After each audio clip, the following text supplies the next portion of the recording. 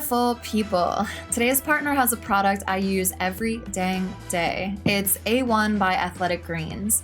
I combine cashew butter, oat milk, frozen fruits, spinach, and 1 scoop of AG1 every morning, and the taste is heaven. With 1 scoop of AG1, you're absorbing 75 high-quality vitamins, minerals, whole food sourced superfoods, and probiotics. There are 0 GMOs, no nasty chemicals or artificial flavors, and less than 1 gram of sugar. And I know that eating healthy can be pricey and feel elitist, but AG1 costs less than $3 a day. Furthermore, and you know I love this, Athletic Greens is a climate-neutral certified company. And for every purchase, AG donates to organizations that help get nutritious food to kids in need. In 2020, AG donated over 1.2 million meals to kids. So to make it easy, Athletic Greens is going to give you a free 1-year supply of immune-supporting vitamin D and 5 free travel packs with your first purchase. All you have to do is visit athleticgreens.com/godisgray, that's Grey. Again, that is athleticgreens.com/godisgray to take ownership over your health and support kids in need while doing it. Hi, beautiful people. My name is Brenda Davies. I'm the creator and host of In the Gray. And today, at the risk of feeling like Charlie from It's Always Sunny in Philadelphia here. There is no Pepe Sylvia. The man does not exist, okay? So I decided, oh, shit, buddy, I gotta dig a little deeper. There's no Pepe Sylvia. You gotta be kidding me. I got boxes full of Pepe. I'm going to share with you a concept that came to me during a mystical experience. Mystical experiences can feel mythological or like they're reserved for godlike people. But the truth is that Jesus, for example, said that we do greater things than he. And in fact, many practices believe that human beings have the power to receive divination or prophecy. Even if you're not spiritually minded, bear in mind that science itself has confirmed human beings, through breath work and meditation, have the capacity to alter the function of our minds. But this concept I'm about to share doesn't require that you become a saint or a monk. This concept is accessible to everyone, no matter who you are, no matter what you believe.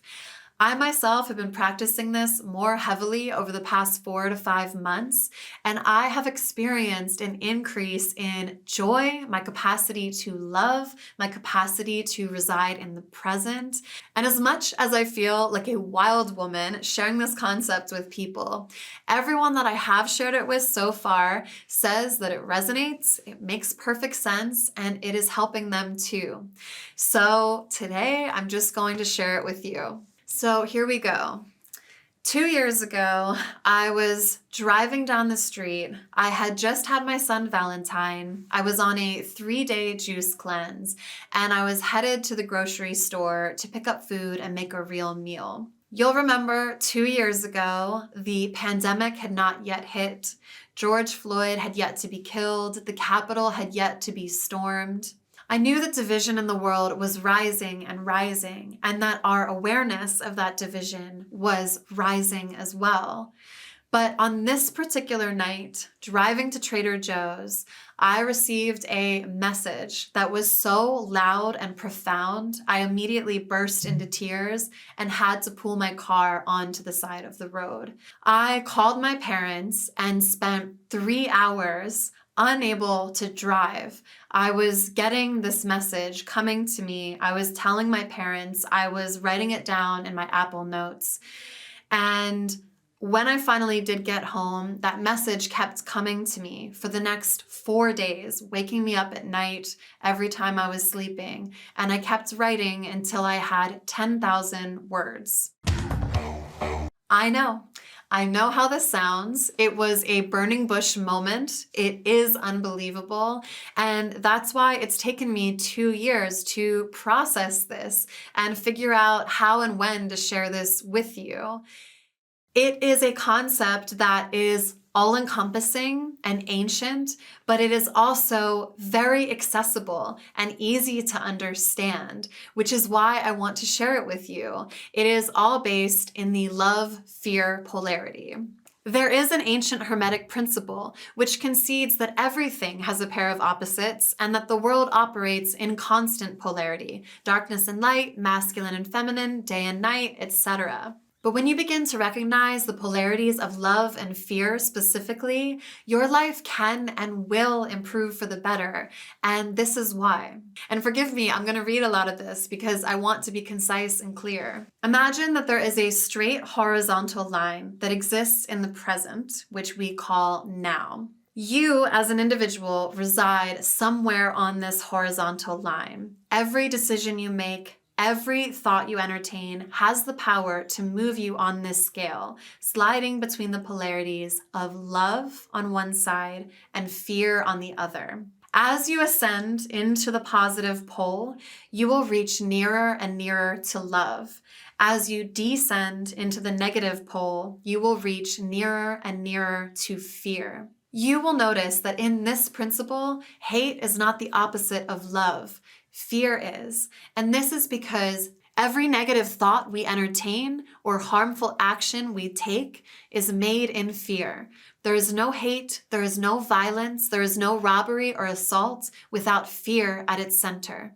And at this point, you may be asking, who cares whether I operate in love or fear? Everyone needs to just mind their own dang business and I'll behave however I want. The problem with that thinking, though, is that your choice to live in the polarity of love or fear has a direct and monumental day in and day out on the quality of your life. If you are depressed, anxious, angry, lonely, hopeless, addicted, destructive, victimized, contemplating ending your life or ending the life of someone else, you are living in the fear polarity, and there is a way out. And I'm not selling you anything. This is just a message I received. This principle is all-encompassing. It touches on so many subjects. But for today, I would just like to share with you 7 tenets of the love-fear polarity. 1, we came into this life as pure love. Like Christ, we are born on the most positive side of polarity, and therefore we have love at our center. Love is intrinsic to who we are. We cannot separate from love. You've heard it said that babies are born with original sin, but that is not true. We are born with love at our center. God is love. We are love. We are one with love. Love is our foundation. This earthbound experience is not about attaining success, money, fame, or even happiness. We are here to learn how to remain in love while contending with fear. So, is this a test? Is this a video game? No one knows exactly what this is. But what I do know is that our objective is to remain in the love polarity. So imagine again this horizontal line, the love polarity to my left, the fear polarity to my right. We are born in love polarity, but number 3, the main emotions that draw an individual, community, corporation, government, or planet into negative polarity are shame, pain, and fear. Fear being the most potent. This is the point where I'm starting to feel like Charlie, but we're rolling with it. You've lost your mind. In this principle, you as a baby are born in complete positive love polarity, but what shifts you into negative polarity is trauma. And trauma is simply your introduction into pain, fear, and shame. Trauma, of course, can be extreme. Like if a baby is born into an abusive household, they will be introduced to pain, shame, and fear quickly, therefore winding up in almost immediate negative polarity by no fault of their own. In a less extreme example, a toddler may live in a perfectly warm and cuddly household, but at bath time, when they reach for their penis, their mother swats their hand away and goes, "Ew, no, don't do that." This is that child's introduction to shame, pain, and fear, which is more subtle than the first example, but according to this principle, still traumatic, still sending you into the fear polarity scale. But number 4, because our foundation and center is love, fear, shame, and pain are vampiric emotions. These negative emotions are external to our soul, and therefore they require permission to enter our mind and body, just like a vampire would need permission to cross your door's threshold. And with that said, because shame is in the fear polarity, this is not me drawing you into more shame, worried that you are in the negative polarity and it is your fault. Please go easy on yourself. Send yourself some of the love that you are centered in, because so many of us have gone through profound and deeply meaningful traumas. There is nothing to be ashamed of there. But for now, I want you to notice when you sense shame, fear, or pain knocking on your door. Where do you sense these emotions? Is there a knot in your belly? Is fear tormenting you in the form of a stress migraine or a sleepless night? Is your brain presenting that shameful thing you did over and over and over again? As human beings, our challenge is to reject these vampiric emotions of shame, fear, and pain, and we can. Consider number 5, nothing and no one is in the binary of evil and good. Everyone and everything exists someplace on the love-fear polarity scale and has the ability to move back and forth, positive to negative, negative to positive. Most of us were raised to prioritize the idea of being a quote good person, but because life is so challenging and human beings are so dang complex ourselves, each and every one of us has the potential to move back and forth on the polarity scale throughout our entire lives, vacillating between love and fear. The scary thing about moving into the fear polarity, though, is that you will suffer and you will sin while you are in it. And before you say anything, I know, I too was raised to believe that sin is a rule violation, like giving a BJ before you're married or lying when you didn't do homework. But in truth, quote, sin is simply fear in thought and action. Sin comes from fear, and to sin is to do harm. Harm itself is also felt and expressed in 2 different ways. A person in shame, pain, or fear will either internalize those vampiric emotions and harm themselves. Many alcoholics do this. Or a person will output those emotions and harm others. Though in most cases, both types of harm are happening at once.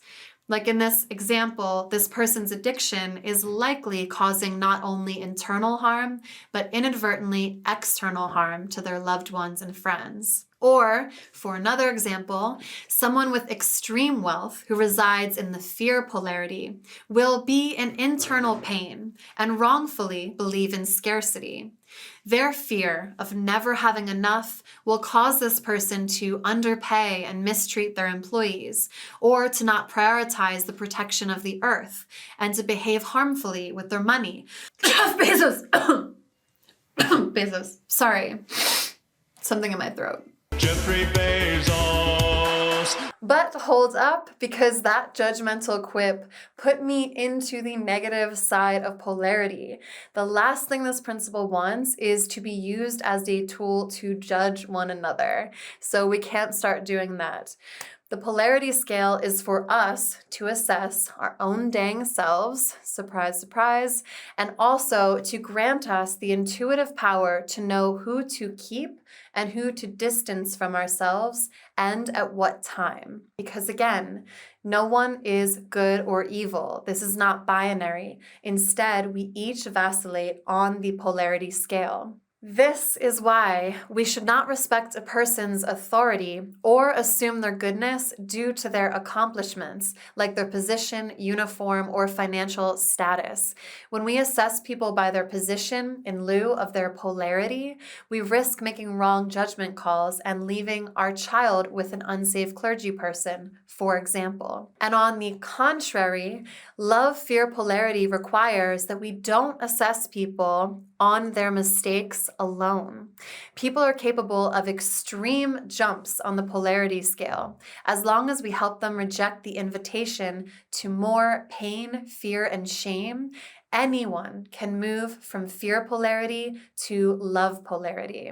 We see the love polarity at work among prison abolitionists like Richie Reseda, who's witnessed polarity-altering change among incarcerated men by simply offering them a place to share their trauma without being shamed or hurt again. Okay, 2 more. I'm sick. We're powering through this, but number 6. You are only capable of resonating with people 1 to 3 degrees away from you, or with those on the exact opposite end of your polarity. You can use this when you're thinking about your intimate relationships, your friendships, or your workplace. For example, let's say there is a couple and one partner is actively healing trauma in therapy, while the other partner is self-medicating their pain through drugs or alcohol. Those two who were once resonant will become dissonant, fighting and pulling away until they can no longer stay together without causing one another pain. They will become 4 to 5 to 6 degrees away, and it will no longer work without one party making a leap into the other party's polarity, which you don't want to do if you are committed to staying in the love polarity. You will notice when you make a significant positive change into love polarity, like if you stop drinking to excess or you quit your job to pursue a dream, that certain people will begin to feel dissonant. Some friends may discourage you or say you're no fun anymore or that you'll never get a better paying job. Recognize those shifts, not as a personal attack on you, but as an invitation to fear from people who are resisting your move into the positive side of polarity. It is okay to lose friends, partners, and jobs during these shifts, and love polarity always, I repeat, always takes care of you. And love polarity will take care of them too whenever they are ready for it. Again, this is not about judging one another. As for the opposites on the polarity scale attracting, the most extreme example is that to abuse a child, someone inherently living in positive love polarity, the abusive individual would have to be residing in the equivalent negative fear polarity to do something that harmful. Now, last but certainly not least, number 7. The benefit of devoting your life to love is that you will reside in the positive polarity, therefore drawing circumstance, connection, and deep meaning into everything that you think, experience, and do. Now, residing in the love polarity, just like, quote, getting saved, will not protect you from trauma, will not protect you from fear, shame, and pain. This planet offers everyone and everything an invitation to trauma, an invitation to fear. 2 Timothy 1:7 says, "For God hath not given us a spirit of fear, but of power and of love and of a sound mind." Just as we have the capacity to reside in fear and harm others and ourselves, we also have a far greater capacity to reside in love and therefore heal ourselves, others, and this planet. I hope that you will begin to just start seeing polarity in your life and that you begin to practice not harming yourself by accepting these invitations to shame, fear, and pain, that you will not harm others by outputting that shame, fear, and pain, and that you will start rejecting fear the moment you see it coming. Lastly, I'll leave you with a quick example from my own life. Like I said, I received this message in this mystical experience 2 years ago. I can tell you more about that wild story later, but it hasn't been until really the past 4 or 5 months that I have been practicing this, seeing how this actually works in my life, seeing how my reactions to events, including traumatic events, impact me, how I move that trauma through my body, through somatic therapy, through meditation, through prayer, through a series of things that I can share with you later.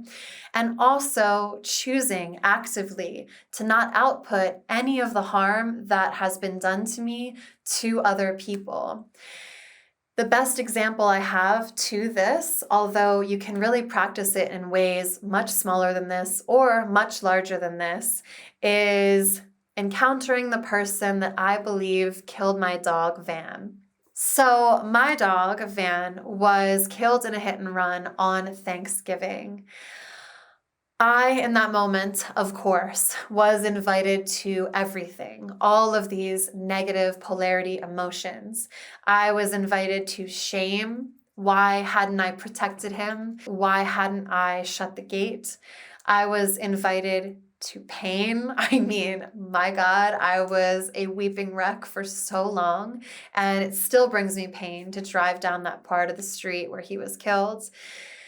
And of course, I was invited to fear because I have a young child. I have a new dog, Ezra, and it just enveloped me in fear to imagine that I couldn't protect someone that I loved so much, and that I was afraid something that horrible would happen again. So I was heaving around all of these heavy negative emotions, really figuring out how to work with them. And I was just processing them through my body, letting myself feel them, letting myself cry, letting myself pray and believe that Van could be in my vicinity and he'd be someone that I could talk to. All of these things I did on my own, but I also happened to have the phone number of the person that killed Van. And I did a reverse address search online and figured out that they just live 2 blocks away at this street on the corner. This is a house that I walk by all the time. I take Valentine on walks, I take my dog on walks, and I experienced a myriad of thoughts every time I walked by this person's house, mostly about egging them, putting up posters all over the city saying this person is a dog murderer, shaming them, making them afraid, sending ominous letters like, I know what you did last summer kind of vibe. Just all of these vengeful things because I was harboring pain, fear, and shame. It had been a traumatic event in my life, and my reaction was to put that out onto someone else. And then one day, walking down the street, I looked at this person's house and had this very strong sensation to go over and forgive them. So I went up to the door and knocked, and I was like, I got there and realized they're going to think I'm like coming for them or something, because I was like, did you kill my dog? And the person was like, no. And I was like, let me clarify. I'm not here to tell you off or to come for you or anything. I actually came to let you know that I forgive you. And if it was you who killed my dog, I want you to know that he ran away all the time. He could have died in a million different ways. And I don't want you to harbor any sadness about that. I want you to know that I forgive you. This doesn't end in some moment of justice where he breaks down in tears and admits his wrongdoing. Instead, he denied that it was him, which, who knows, the reverse address search could be wrong or right. But for me, what it came down to is recognizing that if it was indeed him, then in that moment, on the polarity scale, I made a choice out of love, on the positive love polarity scale, because what I did was offer this person a way out of shame, a way out of pain. I imagined that he had been tormented, that this happened, that he was not proud that he left him there to die. And I wanted to release him from any of that shame that he might feel or that pain that he might feel. And like I said, this is not wrapped up in some sort of bow where I figured it all out. But I just wanted to share that as an example of a way that I just brought it into my life, because my greatest joy would be to hear that that man heard that apology, received it, whether or not he killed my dog. that it would compel him to do the same thing for someone in his own life. Because hurt people hurt people. Hurt people hurt themselves internally, and hurt people express that pain externally. The message that I received in this 4-day trance was all about how we can maneuver through this world, through this lifetime, on this polarity scale, ascending deeper and deeper into richer and richer and more positive levels of love. Life will still throw you trauma. Someone can still hit your dog and leave him there to die. But how do you stay in the positive polarity of love? How do you reject the invitations to pain, fear, and shame, wanting to pull you this way, into anger, into rage, into egging this person's house? Instead, how could I invite him to come over to this polarity and forgive some people in his own life and come to terms with his own wrongdoing if he did indeed kill Van? This is how it's working in my life. And frankly, I've now put myself out here. I still feel bananas, but we're rolling with it because it makes perfect sense to me. And it's been doing, like I said, a great deal of positive in my life. And let me know in the comments sections if this resonates with you, if this is something you have already been practicing in your life or something you have already been thinking about. Like I said, when I share this with family and friends, they have their own experiences. They suddenly recognize where they have played with and vacillated in polarity in their own life. So I really can't wait to hear from this community. I want to hear your own stories. I want to hear where you see it. And I intend to have this be the first of many videos because this concept or this principle of love, fear, polarity is present everywhere. And that's it. Please like, subscribe, share with your friends, donate to my Patreon or Venmo if you can. I love you all so much. God bless.